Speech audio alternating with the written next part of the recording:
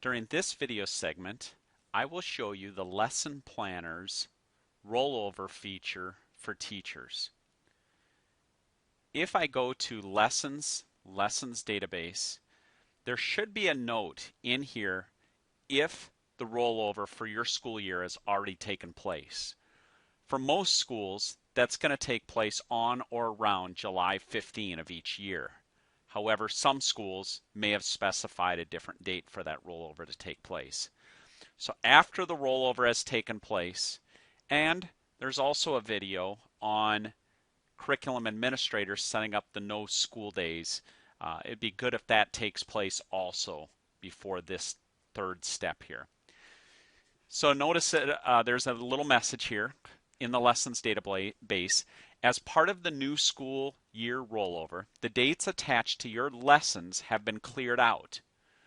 So remember, in the previous year, teachers maybe are teaching this lesson on September 26th, this lesson on September 27th, and so forth. So for the new school year, we actually clear those out. In fact, if I choose a class, like let's go to Algebra 1, notice here's all my lessons, and notice for the dates here, there are no dates attached to those lessons. So, cleared out so that you can attach new dates to those lessons for the upcoming school year. In Curriculum Track, we have a tool that will allow you to take all your lessons taught in the previous school year and push them into the new school year, keeping them in the same order as the previous year, and taking out any school vacation days. We actually call those no school days. After using this automation tool, you can easily move classes around using the move feature, and so we'll show you that as well. So to move those lessons or attach those lessons in this database to your new school year, you can go to Lessons, Class Section Setup. So you can either click on this link or you can go to Lessons, Class Section Setup. So notice that by Algebra 1 here, I have rollover dates from last year. I don't have any of those links by this to math class, and that's because I maybe didn't teach that the previous year and didn't have any dates attached to those lessons for last school year. So for this school year then, I'm going to go ahead and click on Rollover Dates, and it's saying that for this school year, I'm going to attach it to this section, class section, and it's saying which class section did you want to use from the previous year. And you shouldn't really have to change those unless you change the naming convention with your sections. So it says pick the start date when you want that very first lesson to be taught. So I'm going to come in here, and our classes resume at our school on September 2. So I'm going to say September 2, 2015. I'll click Continue. It shows when these lessons were taught last year, and notice it keeps them in the correct order. And then it fills in all the school days, so September 3, 2, 3, 4.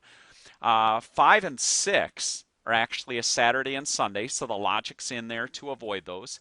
And then the 7th is a no school day. We have a vacation day already on that day, so it skips that as well.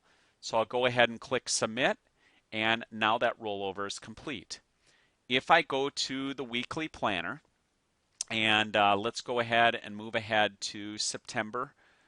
Notice here's the 3 lessons that I said to start our lessons on September 2. And notice that it has the same lesson 2 days in a row. That's because last year I taught this lesson 2 days. So it keeps that logic as well. And then if I click Next, notice that this is a no school day, so it didn't fill in that day, and so forth. And so I did that for one class section. You can go to the class section setup and roll over for the other days. Sure, let's quick do that. And so we'll say that it's going to start on this day again. I can review this, looks good. I could override any of these if I wanted to, but I'll just send them through. If you have changes, which you likely will, you can still go to the weekly planner. And so let's move ahead to September 7, that week. And let's say as an example that I want to move some of these lessons. Maybe on the 8th, I want to move them all back yet. So I'm going to say everything from September 8 until, I'll leave that blank, so it's going to be for the entire rest of the school year, if you will. I'd like to move all those lessons to the right or later one day. So I'll go ahead and move those lessons. Notice it moved those all over one day to the right. And you could move them back and so forth too. If I wanted to go to the previous week, and notice I'm teaching this lesson 2 days, maybe I change my mind and I don't want to teach this one this day. You can either use move features to move them, or the other thing you can do is you can use this paperclip to attach lessons to class sections. So notice that it has this lesson taught both these days. I can simply delete that one, and maybe I want to add in a new one. So let's say that I wanted to teach this one here instead. And so now if I click close, notice it swapped that out and I'm teaching this one day, and now I have this lesson in here instead.